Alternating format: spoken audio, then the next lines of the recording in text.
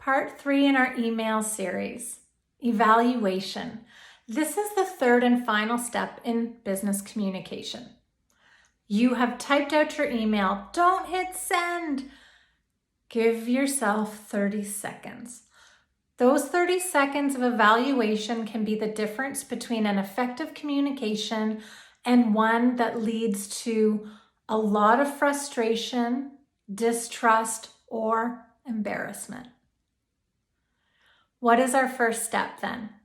Revise for clarity. How can I make this message more succinct? How could this message be misunderstood? Are there any facts or figures that I can include that will provide context or help reinforce the sense of urgency or lack thereof of what I'm communicating? Step 2, proofread. I encourage you to do this verbally, even if you have to just mouth the words quietly. And here's why. Grammar and spell check only go so far. If you're like me, your fingertips cannot keep up with what's going on in your brain, and the omission of a single word can change the message drastically. Proofreading out loud gives you the opportunity to make sure you haven't left out entire words. It allows you to double check the tone.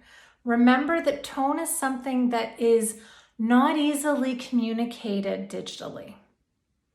And lastly, it gives you the opportunity to double check those facts and figures to make sure they are accurate.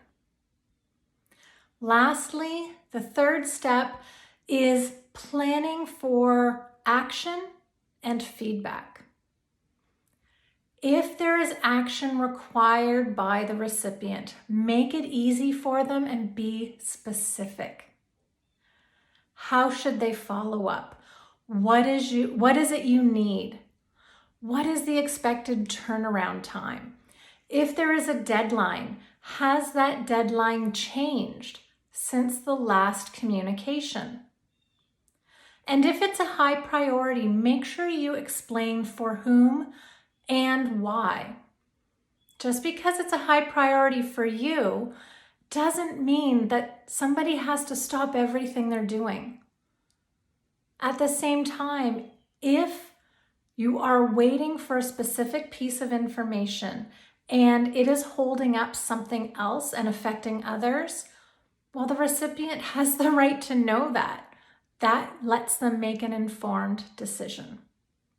One of the most well-received headers I used to include in an email, specifically for executives, board members, and anything to do with project planning, simply stated, what I need from you.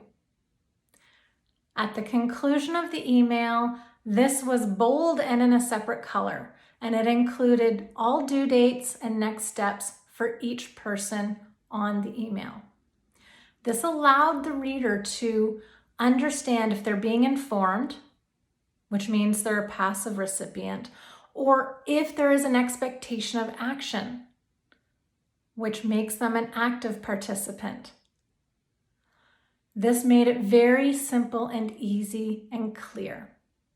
Lastly, at the end of your email, don't forget to invite feedback, because not everyone feels comfortable providing it unsolicited. Ask a question. What have I missed? Is there anything I've overlooked? This allows the readers to feel comfortable making a positive contribution if they see something has been overlooked.